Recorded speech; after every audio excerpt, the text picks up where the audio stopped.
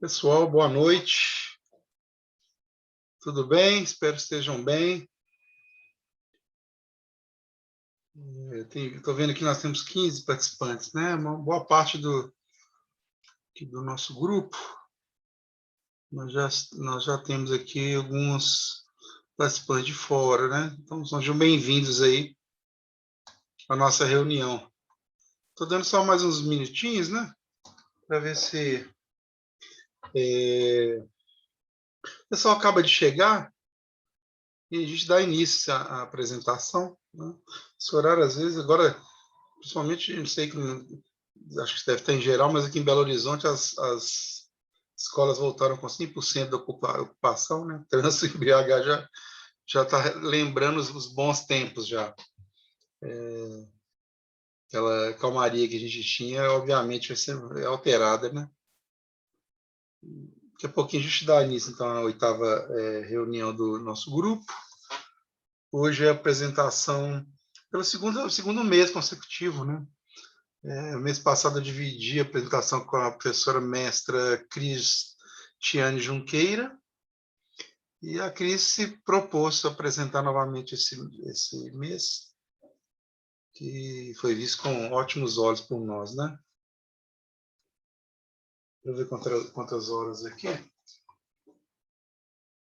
São 7h07, a gente espera mais 3 minutos e a gente tem início, tá ok? Já volto em uns 3 minutos.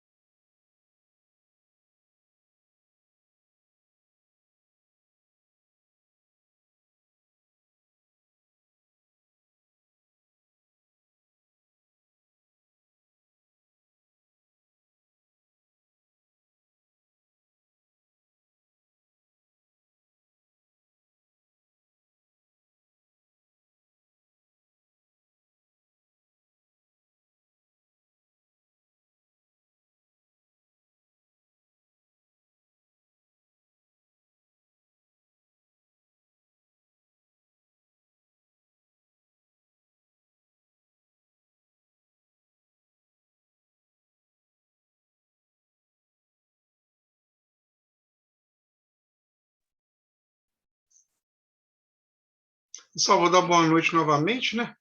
Para quem chegou agora. Esperei uns 10 minutinhos para a gente poder dar início.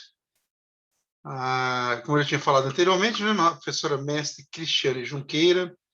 Cris é integrante do nosso grupo e é o segundo mês que ela apresenta, né? Cris está super disposta, com uma energia incrível, e ela veio falar para a gente hoje sobre os fatores aplicação prática dos fatores que interferem na aprendizagem motora, né? Os fatores são possibilidades de manipulação que o professor, terapeuta, né? O profissional que trabalha com movimento pode ter capacidade de manipular para poder otimizar a aprendizagem. Nos livros textos, a gente vê a descrição desses fatores, como o feedback extrínseco, né? Como o professor dá uma informação sobre um erro, sobre a tentativa passada do seu aluno, do seu atleta, do seu paciente. A organização da prática, em diferentes características, né? Se você vai praticar de forma mais repetitiva, mais variada, se você vai praticar de forma por partes ou pelo todo, se você vai utilizar da prática mental para associar à prática física, né? Então, existem inúmeras possibilidades, são descritas nos livros textos, e assim, muitas vezes a gente tem dificuldade em transpor isso, né, para a situação prática. Quem tem uma base legal desses fatores, que lê os livros, acaba que no seu dia a dia você vai criando situações, né? Mas a Cris, ela tem sempre tem essa formação acadêmica, mas ela também tem um pé muito forte, assim, ela gosta, ela tem paixão pela a parte prática, né? Então acho que quando ela propôs falar desse tema, é para poder unir esses dois lados dela, né? Eles não se contrapõem, na verdade, eles podem ser somados. Então, Cris, boa noite, bem-vinda aí, né? Boa noite, professor, e boa noite a todos. Espero contribuir um pouco com a minha experiência, né? Eu trabalho ensinando algum movimento para alguém há uns 30 anos, então eu acho que dá para exemplificar bem, né, esses fatores na prática, que essa é a ideia da palestra de hoje. Eu esqueci de descrever também que Cristiane, além de agora ser mestra, ou mestre, né, tanto faz, né? É difícil ainda lidar com essas mudanças, mas mestra em ciência do esporte, ela é professora de educação física e é fisioterapeuta. Você é primeiramente fisioterapeuta, né, Cris? Depois você fez a sua graduação em educação física, né? Ao contrário. Ao Fiz contrário. Primeiro educação física, depois que eu fui para... É verdade, Muitas vezes você me chamou em Itaúna, você estava formando em fisioterapia, né? Isso. É verdade. Então tá, boa apresentação para você. Pode compartilhar e fique à vontade.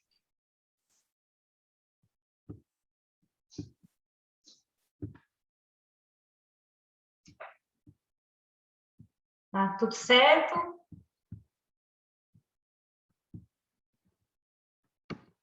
Está no modo apresentação? Ô, Cris, desculpa, eu estava no mute. Sim, já está no modo apresentação, tá? Tá certo, então. Então, vamos Obrigado. lá. Boa noite a todos. Então, hoje eu venho falar um pouco na minha palestra sobre a aplicação prática dos fatores que interferem na aprendizagem motora, representando aqui o Núcleo de Neurociências do Movimento. Durante a palestra, nós vamos passar pelos conceitos, né, de comportamento motor, aprendizagem motora, os estágios da aprendizagem motora, as medidas de desempenho, né, então, tempo de reação, movimento e resposta, falar da intervenção motora em si e dos fatores que interferem na aprendizagem, que é o foco de hoje, né, que é a demonstração, a instrução verbal, organização da prática, prática mental e feedback. Então, o comportamento motor é o conjunto de processos e mecanismos relacionados à produção e aquisição de movimentos. E ele envolve 3 áreas: o controle motor, a aprendizagem e o desenvolvimento motor. Nós, da educação física, da fisioterapia e da dança e da terapia ocupacional, estamos o tempo inteiro ensinando movimentos para os nossos alunos, pacientes, para os nossos clientes. Então, é um conteúdo muito relevante para essas áreas de atuação. Quando eu penso em controle motor, eu estou pensando no que eu consigo ver, no desempenho, no que eu observo naquele momento.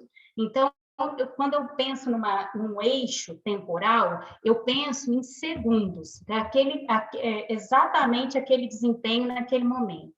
Já a aprendizagem, ela envolve um processo de mudança no comportamento motor, né? Então, na aquisição de habilidades motoras. Então, eu já preciso de um pouco mais de tempo para eu conseguir observar esse fenômeno. Tem que envolver a prática, a experiência. E também o desenvolvimento, então isso já vai envolver aí num eixo temporal, eu preciso de horas, eu preciso de dias para ver essa mudança. Já o desenvolvimento motor, ele envolve todo o comportamento motor ao longo da vida, né? Então, para eu conseguir observar o comportamento motor, eu preciso de meses e de anos para eu conseguir ver essa mudança. A aprendizagem motora, eu posso observar de 3 ângulos, como uma área de conhecimento, como um fenômeno, e posso observar como uma pesquisa na aprendizagem. Então, como área de conhecimento, a aprendizagem motora busca compreender os mecanismos e os processos subjacentes à aquisição da habilidade motora. Já como fenômeno, ela é caracterizada por mudanças relativamente permanentes no comportamento motor. E ela tem tem que ter experiência e tem que ter prática para ver essa mudança. E já em relação à pesquisa, um dos fatores, né, do olhar na aprendizagem, um dos olhares na aprendizagem motora, são os fatores que podem ser manipulados durante a prática pelo professor. Então, esses são os fatores que nós vamos entrar um pouquinho mais, que é a demonstração, instrução verbal, organização da prática e o feedback. Pensando em intervenção motora, então, na nossa aula, na nossa sessão de atendimento, na fisioterapia, na terapia ocupacional, eu vou intervir de alguma maneira no comportamento motor daquele indivíduo, daquele aluno, daquele paciente. Então, para isso, é importante que eu faça uma avaliação, que eu tenha um ponto de partida, que eu veja como está o desempenho motor, a aprendizagem naquele momento. Então, é importante que eu faça essa avaliação, para que eu consiga estabelecer os objetivos com a minha intervenção motora e também consiga fazer um planejamento, ou seja, uma priorização. Quando eu planejo, eu consigo ver o que eu vou fazer primeiro durante a minha intervenção, o que é mais importante. E também uma reavaliação. Essa reavaliação ela tem que ser constante. A cada sessão, a cada aula, eu estou reavaliando e muitas vezes eu preciso voltar e mudar os objetivos e o planejamento. Então, isso tem que ser constante, essa interação ela tem que ser constante.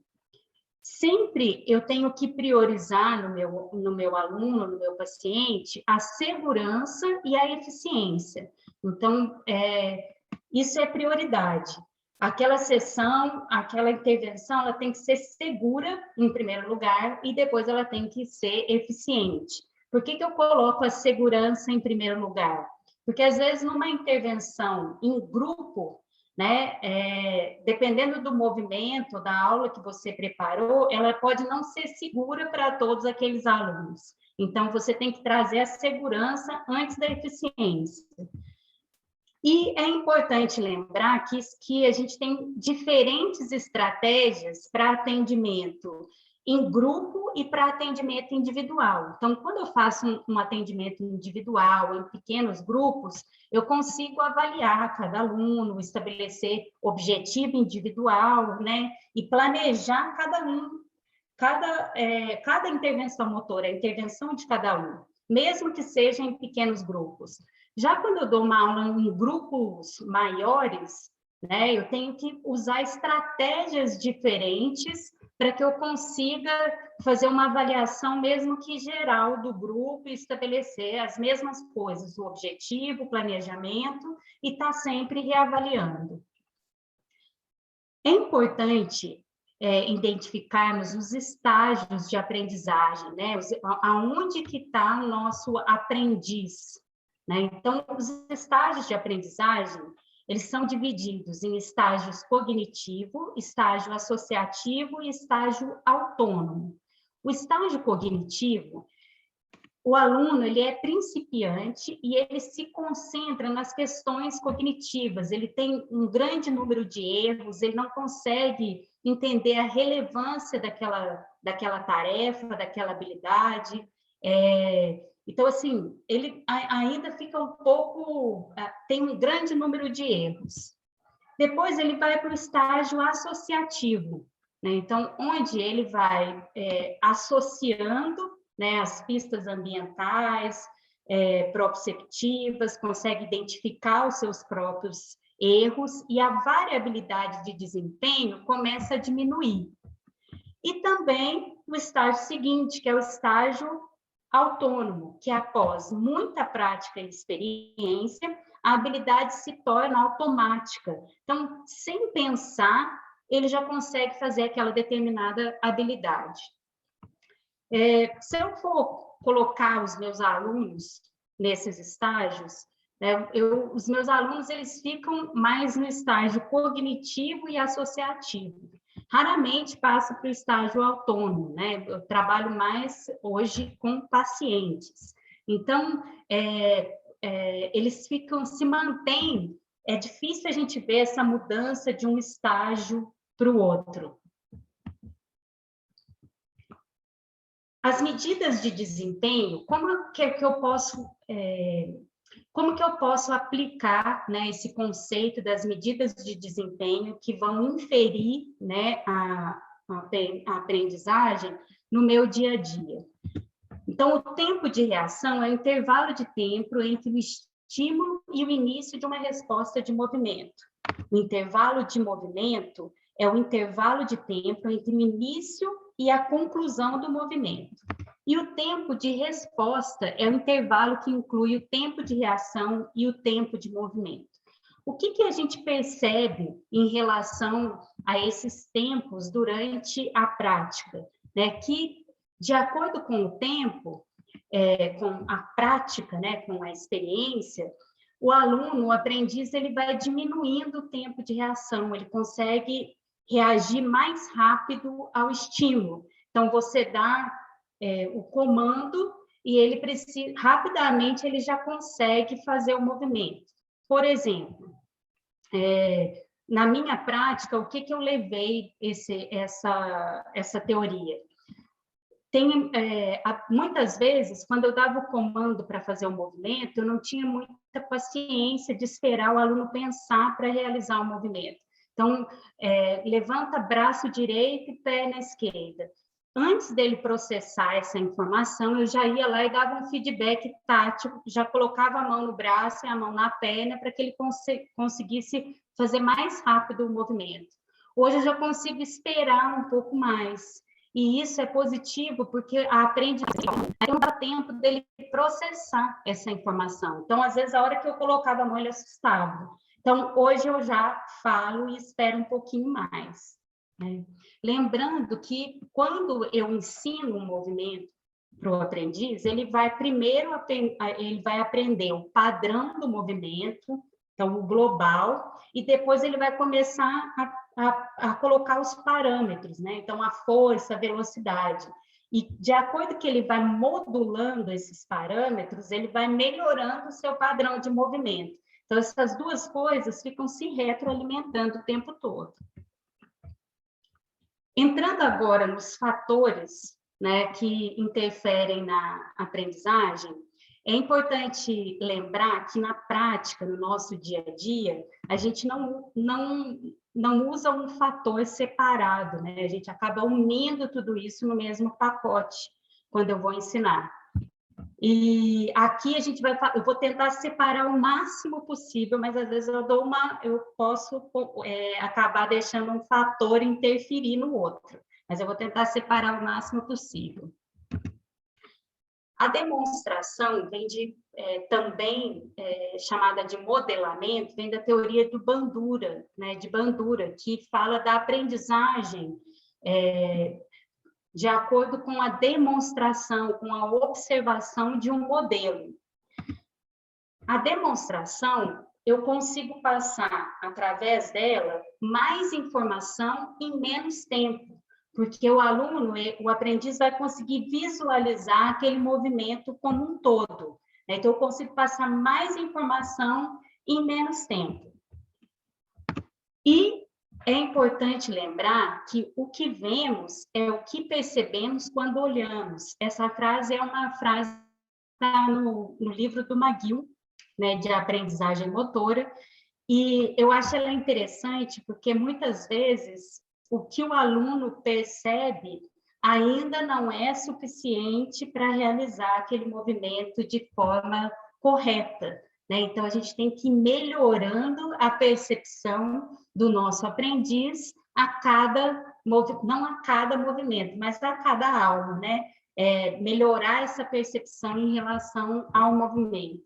Uma forma de testar a demonstração é, em uma aula, tentar não falar nada, só demonstrar um movimento. Eu acredito que aqui nós todos acabamos nos passando instrução verbal junto com a demonstração. A gente não consegue só demonstrar durante uma aula. É importante levar em consideração também a característica do modelo, né? Então, quem vai estar demonstrando essa habilidade? Vai ser o professor? O status, né? Os alunos gostam de ver os professores demonstrando. Por outro lado, se ele tiver uma técnica muito alta em relação à técnica do aprendiz, isso também pode ser um aspecto negativo. Já uma outra opção, né, que o professor tem durante a aula é pedir para um aluno que tem uma boa execução do movimento fazer a demonstração daquela determinada habilidade. Sempre cuidando, né, para não expor um aluno que talvez não domine a habilidade ou que seja mais tímido, que não gosta, né, de ser modelo, porque tem sempre aqueles que são os primeiros da fila, né, que querem, que levantam a mão para tudo, e tem aqueles que escondem atrás do pilar, né, que não querem nem aparecer na aula. Então, é importante considerar isso, né, ver quem a gente vai expor durante uma aula para fazer essa demonstração do movimento. Fora do conceito de demonstração, uma coisa que eu uso muito na minha prática é demonstrar o erro. Então, às vezes, o aluno, ele não está conseguindo, você só de verbalizar, ele não consegue entender o que você está falando. E quando você demonstra o erro, ele consegue entender. Então, no conceito de demonstração, de modelamento, na aprendizagem vem algo de correto, do movimento, do melhor movimento possível. Porém, uma das estratégias que a gente pode usar de correção é demonstrar o erro. Eu vou dar um exemplo aqui do movimento de sentar e levantar, que é um movimento que eu tenho certeza que todo mundo já fez faz diariamente, né, que é um movimento funcional, e que a gente aplica no dia a dia nos nossos alunos, que é um movimento funcional. Então, eu vou passar aqui o vídeo do movimento de levantar e sentar. Quando eu faço esse movimento, se eu demonstrar esse movimento de frente para o meu aluno sem falar nada, ele não vai conseguir pegar todas as informações, né? Então, uma das estratégias que a gente pode usar durante a demonstração é mudar o plano de movimento. Então, ao invés de eu apresentar o movimento, de eu demonstrar no plano frontal, de frente para o aluno, eu posso demonstrar de lado, que ele vai conseguir perceber melhor o posicionamento do pé em relação ao joelho, né, do tornozelo em relação ao joelho, do movimento que o tronco faz, né? Aqui eu estou com os braços cruzados para minimizar, né, o movimento de membro superior aí para não ajudar tanto no movimento. Mostrando que durante esse movimento de levantar e sentar, primeiro o aluno vai ter que fazer uma flexão de tronco, depois transferir o peso, né, para os pés, e fazer a extensão de joelhos e quadril. Então, nesse plano sagital, né, quando eu estou de lado, eu consigo mostrar melhor todas essas fases que envolvem o movimento de sentar e levantar, ou de um agachamento, por exemplo. Um outro fator que interfere na aprendizagem é a instrução verbal. Normalmente, ela vem atrelada à demonstração, né? Raramente a gente só demonstra. Então, imagina, primeiro a gente na demonstração, a gente imaginou que a gente não pode falar. Eu só vou demonstrar o movimento, só mostrar. Agora, nós vamos imaginar que o paciente não vai nos enxergar, ou o aluno não vai enxergar. Olhos vendados, eu vou ter que ensinar somente com a instrução verbal. Então, para que eu consiga ensinar, nós vamos pensar na mesma habilidade, no sentar e levantar. Eu preciso moderar a quantidade de informações. Ele não está me vendo, eu estou só falando. Então, eu preciso ser mais direto, né, na informação que eu vou dar. Não adianta eu falar para ele, mantenha o seu tornozelo em dorsiflexão, o seu joelho fletido a 80 graus, a 120 graus, você vai flexionar o tronco. Não adianta falar isso, eu vou falar para ele, levanta e senta. E a partir disso, eu posso ir dando outros comandos. Então, tem que ser devagar, moderar essa quantidade de informação. Uma outra coisa importante durante a instrução verbal é verificar a capacidade de atenção do aprendiz. Então, muitas vezes, o aluno, ele não tem principalmente quando ele está no estágio cognitivo, que ele tem que pensar muito para fazer o movimento, ele acaba se distraindo facilmente. Isso sem pensar em características individuais, que a pessoa já pode ser um pouco mais desatenta, né? Então, é importante para eu não ficar falando coisas demais que o aluno não é capaz de incorporar naquele momento. E eu tenho que direcionar a minha instrução para os aspectos mais importantes da habilidade. Então, se eu vou instruir o aluno para levantar e sentar, eu vou falar levanta e senta. Transfere o peso para o seu pé, passa o peso para o pé e fica em pé. Então, eu tenho que ser mais direta na informação. Não posso ficar floreando demais. E eu vou priorizando as informações mais importantes de acordo com a atenção do meu aluno. É importante ir desenvolvendo, de acordo com a nossa intervenção motora, pistas verbais. Então, frases curtas e concisas que querem dizer alguma coisa para o aprendiz em relação ao movimento ou em relação ao ambiente.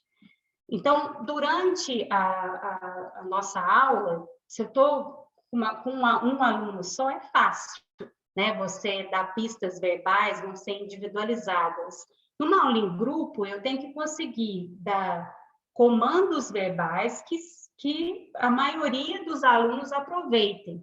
Então, frases mais curtas, mais objetivas, são melhores do que eu ficar descrevendo muito o movimento e a pessoa não entender aonde ela quer chegar ou aonde tem que chegar, ou realmente desfocar completamente a atenção porque ela parou lá no estágio, no início da habilidade, já não sabe mais para onde ela tem que ir.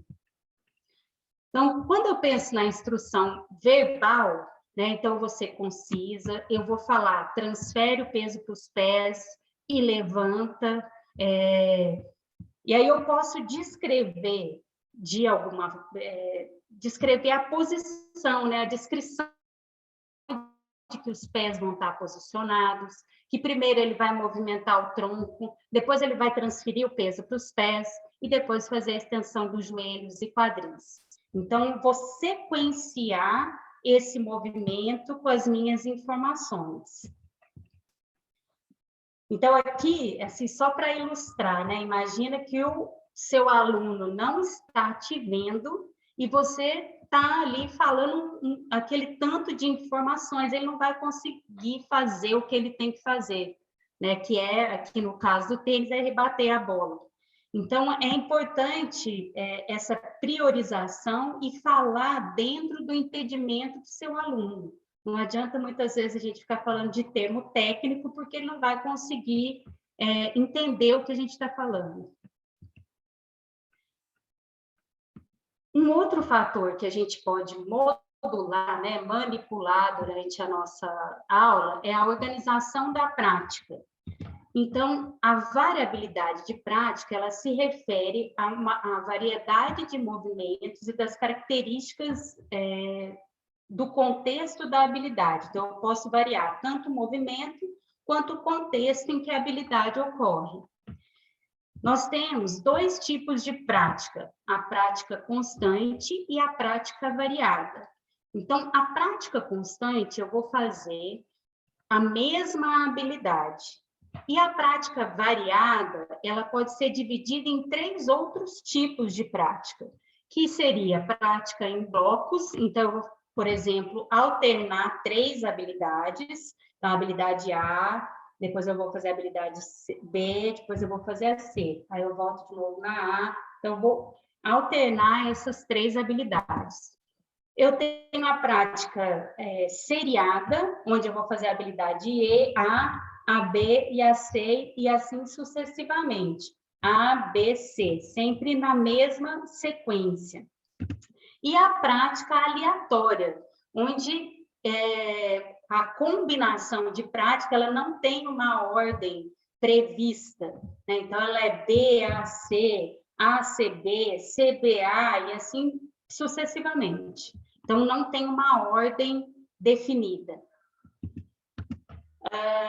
Um exemplo, né, de prática, de como combinar essa prática, por exemplo, quando eu faço um circuito na escola para as crianças, aqui eu estou fazendo uma habilidade seriada, onde as crianças vão seguir aquele circuito. Então, vão pular no bambolê, vão entrar dentro, pular no trampolim, vão fazer equilíbrio, vão subir na corda. Então, vai ter sempre essa sequência definida.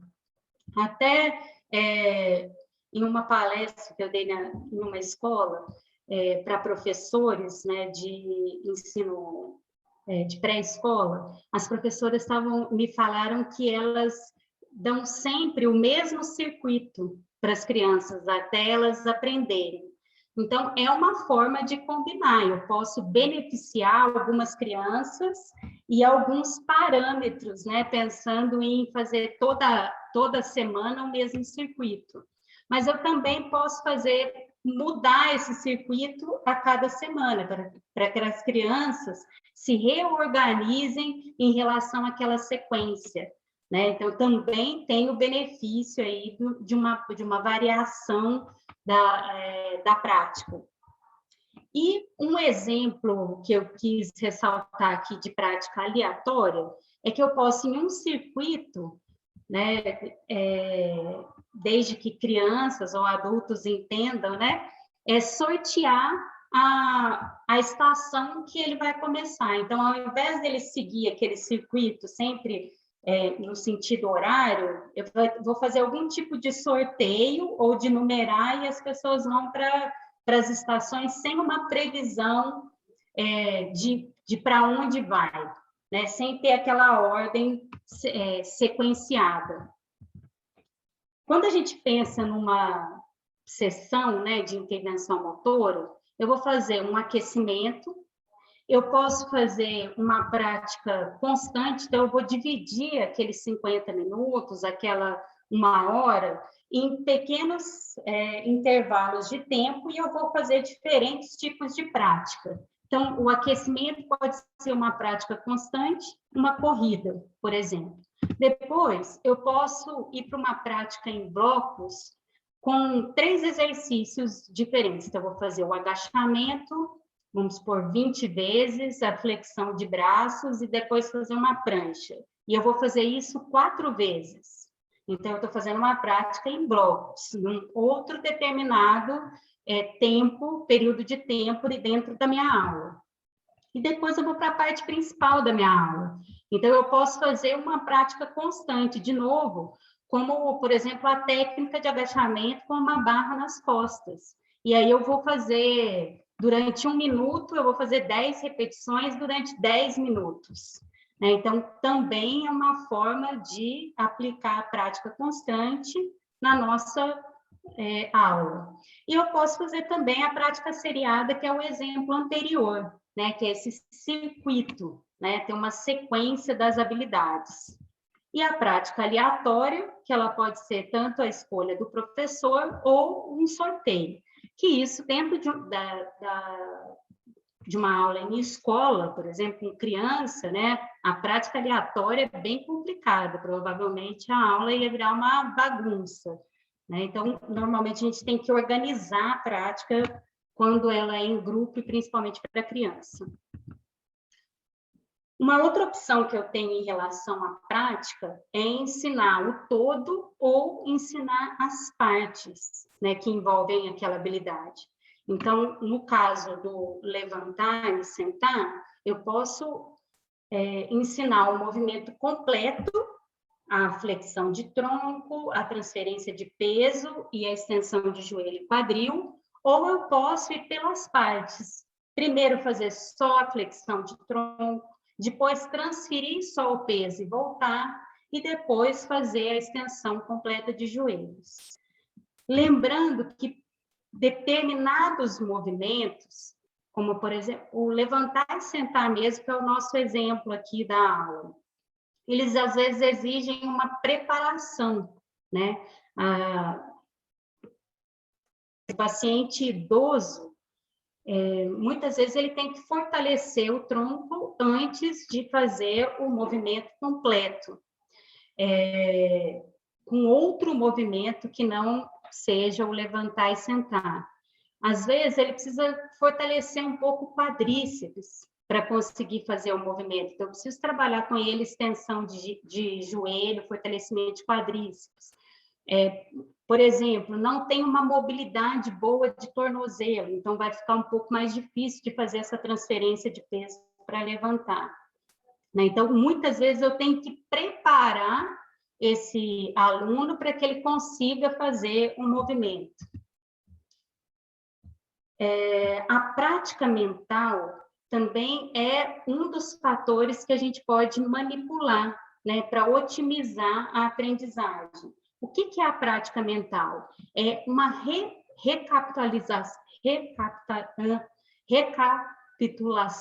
recapitulação cognitiva de uma habilidade física na ausência de movimentos físicos explícitos.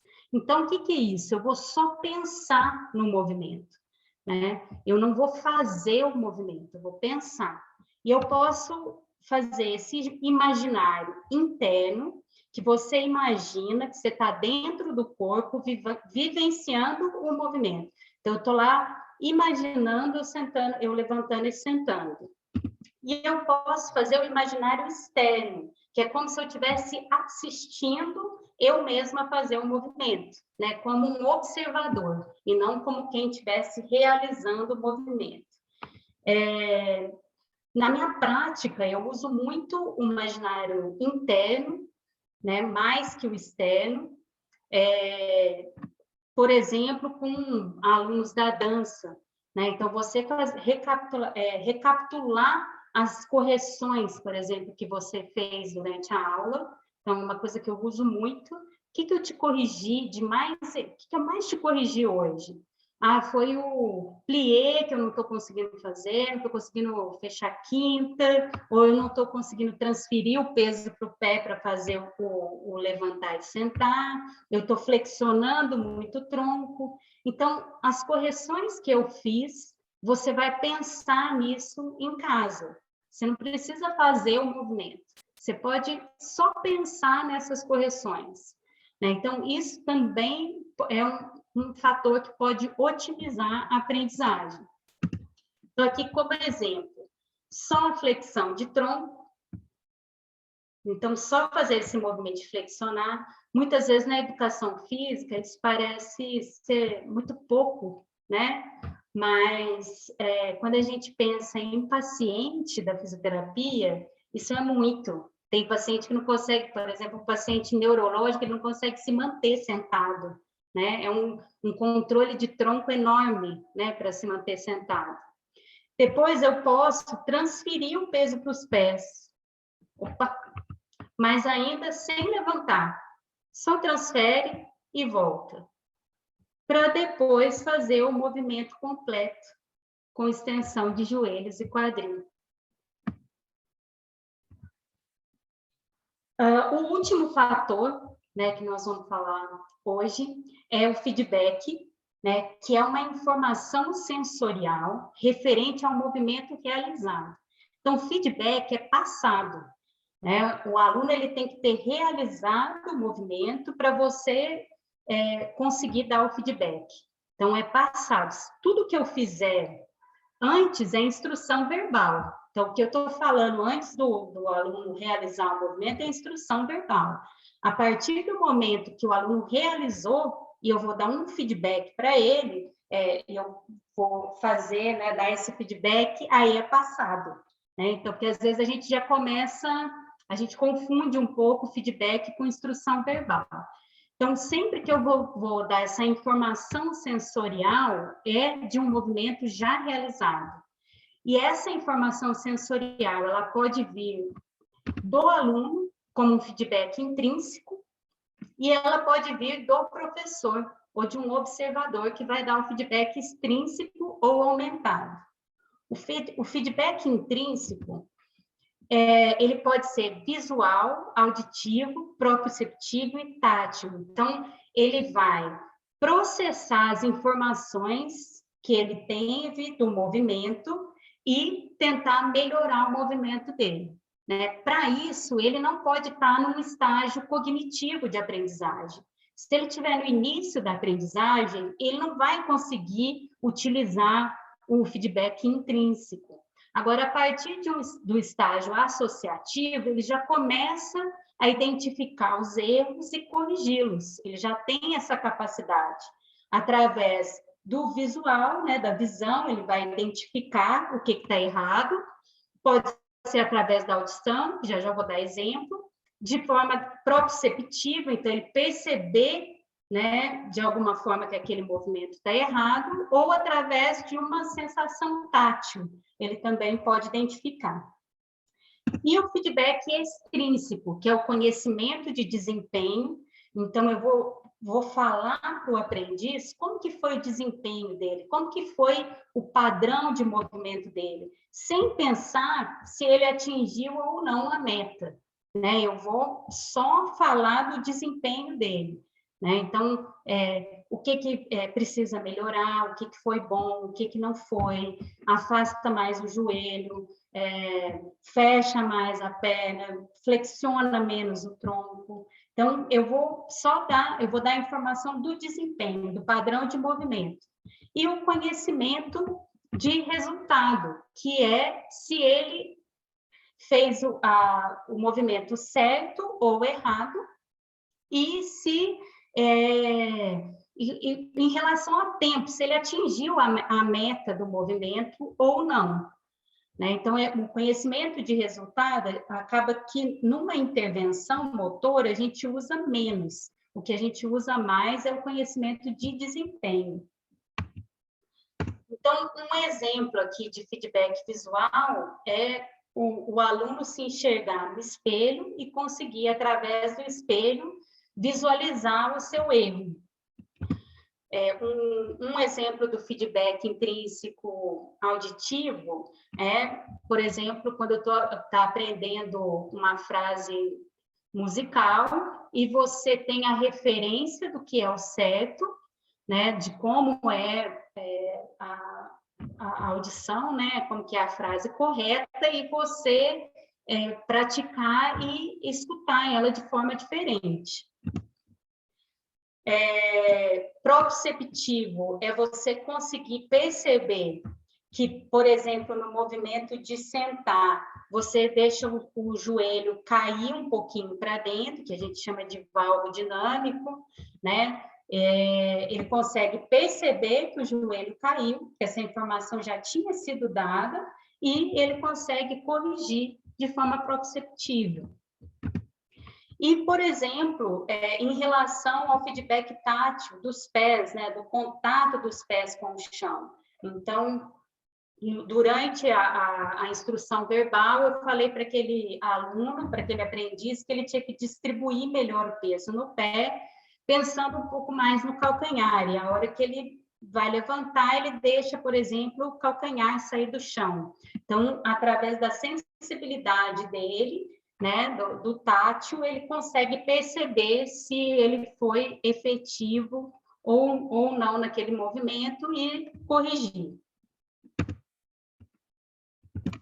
A mensagem que eu gostaria de deixar, né, é a importância do profissional que trabalha com o movimento estar atualizado das publicações científicas. Tem muita publicação falando desses fatores que interferem na aprendizagem e de mecanismos que vai do macro até o micro.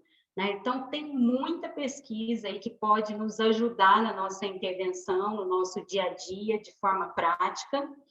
É importante a gente considerar também a nossa expertise, a nossa experiência, a nossa intuição na hora de prescrever o movimento, seja para uma criança, para um adulto ou para um idoso. E é importante também eu levar em consideração as características do indivíduo, né? As características individuais. E quando eu penso nisso, né, eu estou fazendo a prática baseada em evidência. Com certeza eu vou ter mais sucesso vou conseguir otimizar mais a aprendizagem durante a minha aula. Eu gostaria de mostrar aqui alguns trabalhos, né, que falam dessa aplicação prática da aprendizagem. Se vocês quiserem, depois eu posso enviar por e-mail, é só deixar o e-mail aqui que vai ilustrar um pouco, trazer um pouco mais de conhecimento teórico, né, a respeito da aula. E tem um artigo recente que saiu sobre as reflexões, né, dos últimos 40 anos dentro da aprendizagem motor.